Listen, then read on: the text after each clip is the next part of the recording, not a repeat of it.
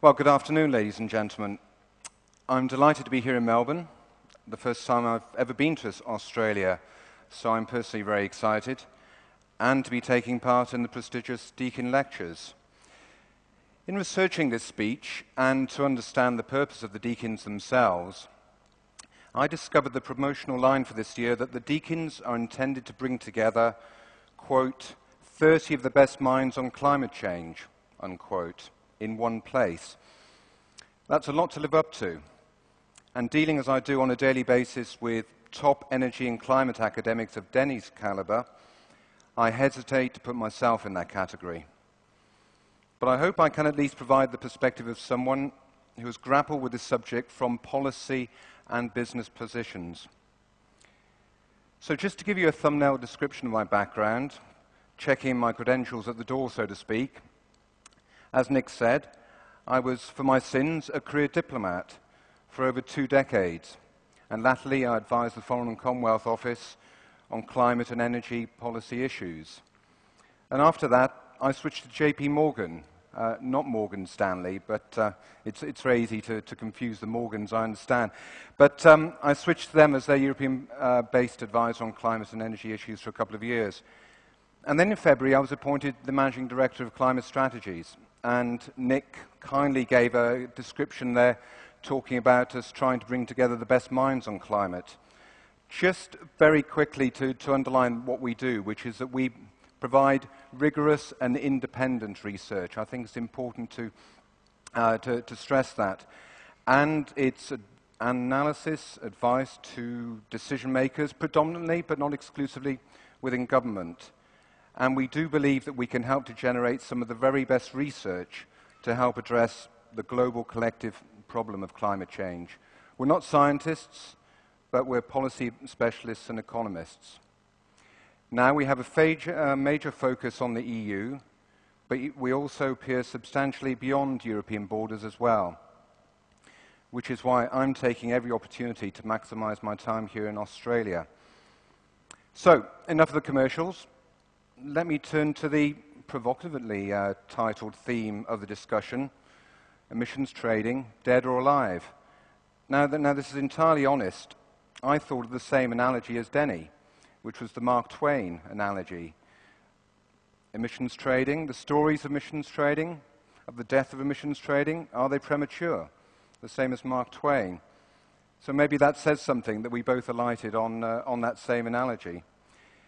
Anyway, to tackle this exam question, I basically propose in the next 20 minutes to consider whether emissions trading has worked so far, to draw various lessons that have been learned from our experience to date of emissions trading, especially in Europe, and against that background, to throw out some thoughts for the future, which I hope will be relevant to Australia as elsewhere. On the health of emissions trading, having been here for all of 36 hours, I'm not really qualified to comment. Clearly, there's been an enormous amount of high-quality policy analysis with the Garneau report, green papers, economic modeling, and yet, for whatever reason, the scheme became stuck in your Senate, and the government has now decided on delay. I imagine we'll hear more on this from my fellow panelists. So first, has emissions trading worked? One answer might be to direct you to the SOx and NOx evidence from the United States, which Denny talked about earlier. The US sulfur emissions trading program was a success story, although statistics can often tell only part of that story. An issue might be, as American environmental skeptics have pointed out, that no one could be fully sure whether emissions would have fallen substantially anyway, without the incentivizing impact of that program.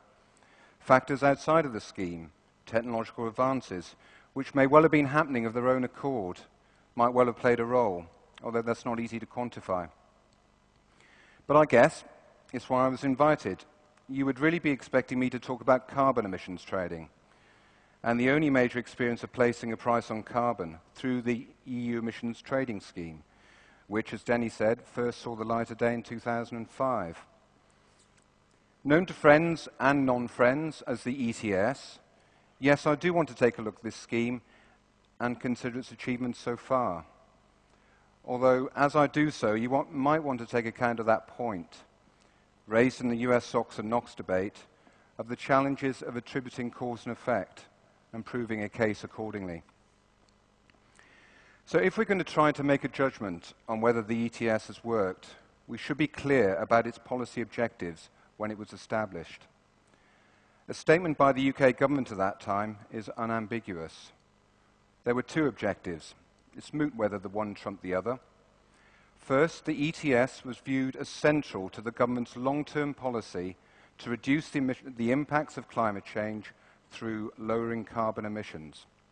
And second, it was seen as a means, by introducing a price signal for certain sectors, of providing clear incentives for investment in energy efficiency and cleaner technologies at lowest cost.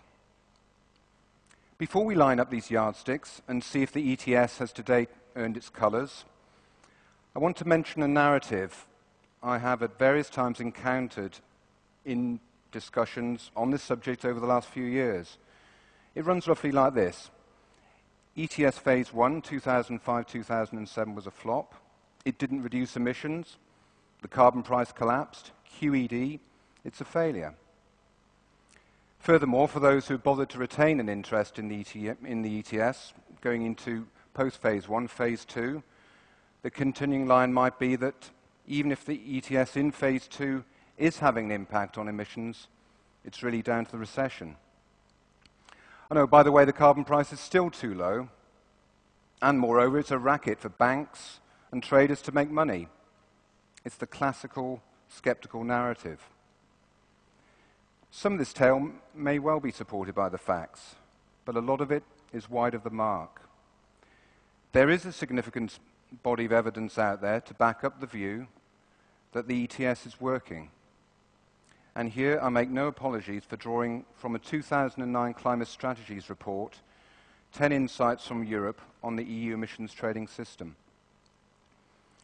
Full disclosure, to show I can treat the report with some objectivity. First, it was published before I joined Climate Strategies, so I take no personal credit. And second, some of the contributors might legitimately fall into that aforementioned category of the best minds working on these issues. This research is regularly cited as evidence on the performance of the ETS. First, on emissions. This report cites various analyses, including from MIT, that suggest that the ETS in Phase 1 did in fact cut emissions by 2.5% to 5% in the first 2 years, and that it was responsible for further cuts in its third year. Yes, it's clear the price did collapse in the second half of Phase 1, but this was down to issues around the over-allocation of allowances, the inability to carry them forward, and to incomplete data. Some lessons inter alia I will return to.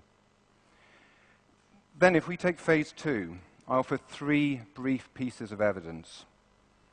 The quantity of allowances allocated to sectors covered in Phase 2 are envisaged to lead to an overall cut in emissions of 5% compared with 2005 levels, when emissions were already on a downward path. Second, according to verified data, the ETS in 2008 saw an emissions reduction of 3% year on year.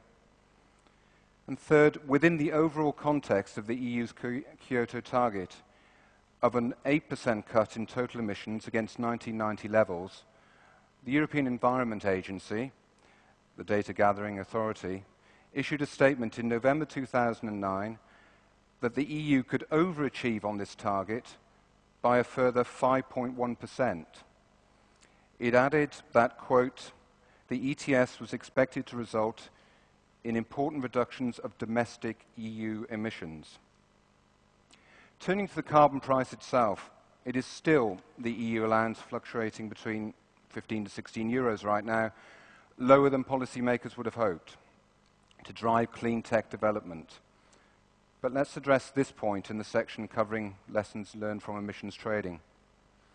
In the meantime, I would respectfully submit, in answer to my first question, that emissions trading has worked up to a point and that it is alive.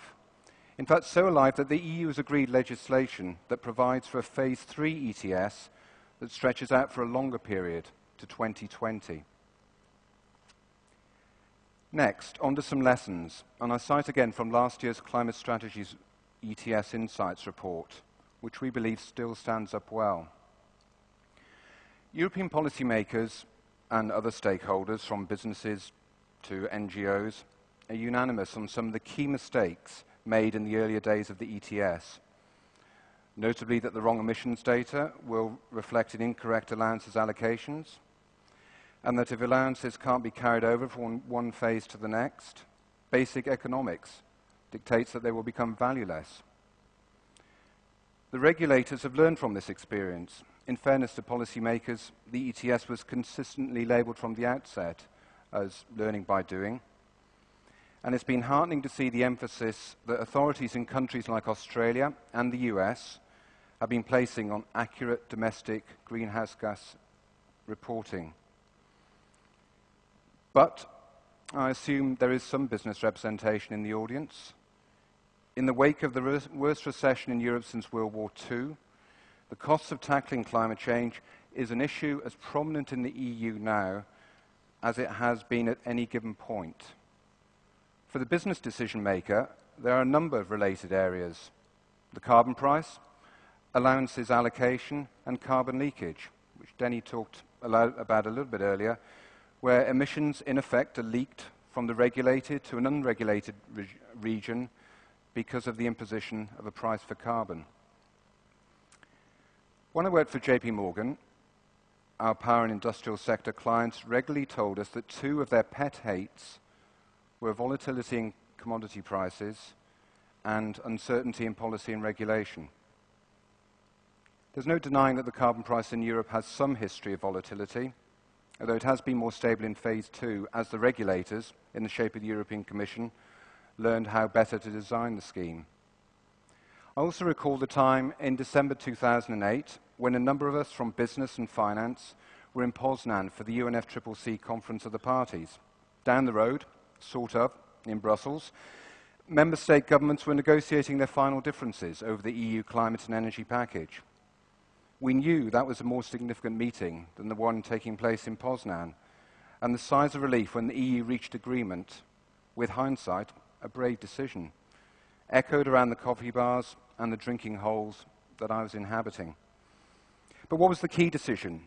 That was to pass the framework for ETS Phase 3 out to 2020, giving industry some clarity, even if they didn't like all the details, far from it, but giving industry some clarity for the longer term on which to start weighing investment decisions. It's a tougher ask to gauge in detail how effective business overall is reacting to the carbon price, the principle and the reality. There are probably more questions than rigorous research out there. But my general sense is that, especially at continuing low carbon prices, decisions are influenced just as much by regulation and incentives elsewhere, policy on carbon capture, or feed-in tariffs to drive renewables development, and that the greater mainstreaming of a carbon price in the supply chain, as more sectors are covered by individual national and regional schemes, will have a progressively stronger impact. That said, the price signal is now an important factor for the business sectors covered by it within the ETS. But if you manage a cement plant or a steel factory, your business approach will also be determined by a significant degree by the quantity of free carbon allowances you receive to enable you to meet your emissions reductions commitments cost effectively. This introduces the issue, absolutely live in Europe right now, of the auctioning of allowances versus the handing out of allowances for free. Our research makes two fundamental points on this argument. First, that free allocation increases the risk of windfall profits, enabling companies to sell excess allowances onto the market for free. Second, we believe that there is a compelling economic rationale to maximize auctioning, not only to support the price signal, vital though that is, but also to provide revenue that might be hypothecated to meet climate and energy public goals such as technology development and tackling energy poverty. This latter point on revenue is probably even more relevant within the existing economic environment in Europe. The arguments about allowances and auctioning also read across to another business climate-related issue on the minds of politicians and industrialists in Brussels, London, Düsseldorf and elsewhere: carbon leakage. I feel I can speak with some authority on this subject based on the extensive analysis our researchers have done in relation to the ETS. Our report last year said that the international competitiveness impact of carbon costs was limited to a small number of industrial sectors. We followed this up with a report in March earlier this year on carbon leakage for the UK Carbon Trust. The research contained three key messages. First, the scale of leakage will not be sufficient to undermine the overall benefits of the ETS. Second, carbon leakage will continue to pose a threat to certain important sectors, notably steel, aluminium and cement. But the one-size-fits-all approach deployed by the EU so far is not the most economically rational approach, and the policymakers should consider adopting a more tailored approach towards individually important sectors. The issue of leakage raises awkward political questions for politicians, for example, by linking climate policy with international trade policy. And it's going to be interesting to see how this debate plays out. My allocated time is drawing to a close, and it might be merciful to you if I save more issues. I know I've said nothing about offsets, for example, and detail for the panel discussion. But there are some thoughts I'd like to leave with you, which try to both to draw together some of the threads of this talk and provide some food for thought. I'll limit these to the following. Number one, emissions trading can and does work. Policymakers need to learn, adapt, and improve. But it's called cap and trade for good reason. It places a transparent ceiling on emissions. There are places for environmental taxes, but the principal flaw with a carbon tax doing all the work is that it would set no clear environmental goal, and compared with cap and trade, there is no compelling evidence that it would do a better job of cutting emissions and incentivizing low-carbon development.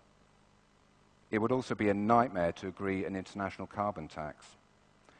Number two, but policy must not be devised in a vacuum. There's a lot at stake here for a lot of people, including private sector companies who are crucial to our prosperity and standards of living.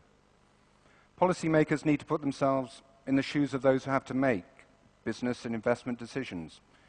Clearly, consistency, clarity, and longevity are watchwords. Number three, on the assumption that we broadly accept the science, we're all in this together. Learning from lessons, achievements, and mistakes requires an attitude that looks outwards beyond our individual borders, and an entrepreneur's mindset that embraces opportunities as well as risks. And to bring emissions trading fully 100% vibrantly alive, those of us involved in this, while it remains a world of unequal carbon prices, and will do so for a while yet, we'll need to think more about how we can make this thing work on a global level.